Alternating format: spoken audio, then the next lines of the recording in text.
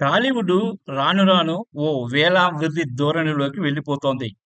ప్రాజెక్టులు చేసేయాలనే తపనతో హీరోలను పోషించడం పెరిగిపోతా ఉంది. హీరోల రెమ్యునరేషన్‌లు అమాంతం పెరిగిపోయాయి.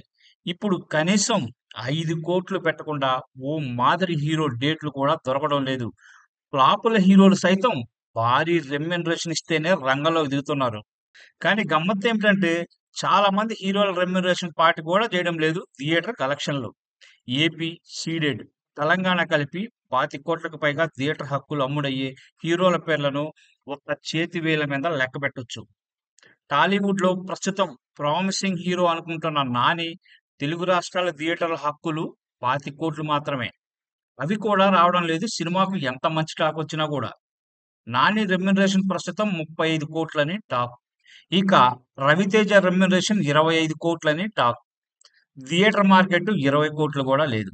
అయినా అది కూడా వసూలు కావడం లేదు. చాలా మంది 10,00,00,000 తీసుకునే హీరోలు కూడా ఉన్నారు. వీళ్ళ థియేటర్ మార్కెట్ వసూళ్లు 7, 8,00,00,000 కూడా ఉండడం లేదు. కేవలం నాన్ థియేటర్ మార్కెట్ చూపించి రెమ్యునరేషన్ లాగేస్తున్నారు. నాన్ థియేటర్ మార్కెట్ కూడా ఇటు రెమ్యునరేషన్లకు, అటు నిర్మాణానికి సరిపోవడం లేదు. దాంతో థియేటర్ల మీద నుంచి వచ్చింది కూడా అట్టే పెట్టాల్సి వస్తోంది. ఇక నిర్మాతకు మిగిలేది ఏమీ ఉండడం లేదు. నష్టాలే మిగులుతున్నాయి. ఇంకో గమ్మత్తేమిటంటే ఇవన్నీ తెలిసి కూడా నిర్మాతలు పోటీ పడి మరీ రెమ్యునరేషన్ ఆఫర్లు చేస్తున్నారు ఆ హీరోలకు. పెంచుతూ పోతున్నారు గూడా. దాంతో వరుస ఫ్లాపులొస్తున్నా, నిర్మాతలు కుదేలైపోతున్నా, కోట్ల కోట్లు నష్టపోతున్నా, రెమ్యునరేషన్ మాత్రం తగ్గడం లేదు.